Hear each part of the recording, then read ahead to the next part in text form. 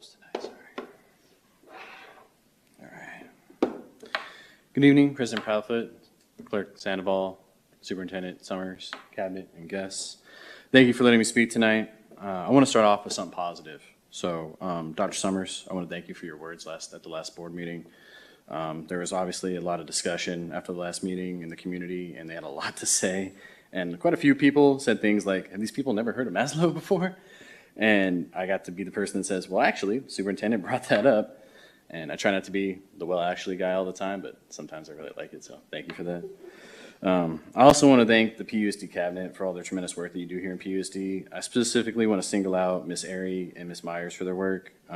It's not easy dealing with opinionated parents or parents that need budget items explained to them like we're 5. So thank you for your tremendous work. It's no wonder why PUSD has won awards in your areas. So thank you again for all that you do. It's tremendous work that you guys are doing. I have to comment on the vote not to extend the no-cost federal mental health grant. First, thank you to the 2 board members that voted yes, and thank you to President Proudfoot for your comments tonight. Accountability matters. I do hope there is a plan to ensure that 1,800 students do not go without care, and those folks that were providing care within the district aren't hung out to dry. I still do not understand the reasoning to scrap the program just because it was not a permanent solution. The mental health needs of our students should be so important that it being a temporary doesn't matter. A district shouldn't deny a grant when school funding by this state is so dismal. You can look around this room and see all the red heart necklaces, and they represent the children that lost services, so you can see how the community responded to that.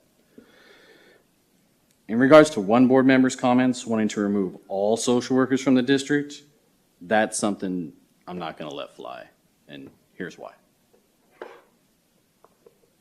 This is my son, Cameron.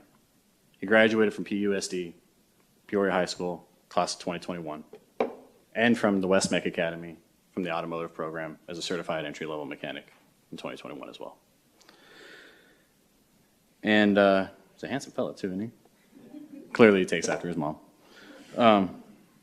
He was also diagnosed with a deficiency in reading when he was in middle school and bipolarism. He has bipolar disorder, and he was diagnosed when he was in high school. Because of his diagnoses, he was placed on an individual education plan, more commonly known as an IEP. And when Cameron was struggling in his classes, guess who helped him? His social worker. When the kids were bullying him in auto class because he read the manual a little slower or because, he was struggling that day, it was his social worker that got him through there. And he's an adult now, and he asked me specifically when I came here tonight, I got his permission to tell his story, and he asked me specifically to let you know that the reason he wasn't a high school dropout and he was a dual credit graduate was because he had social worker help. So when you say you want to remove social workers from this district, I'm going to do everything I can to stop you. Thank you. Thank you.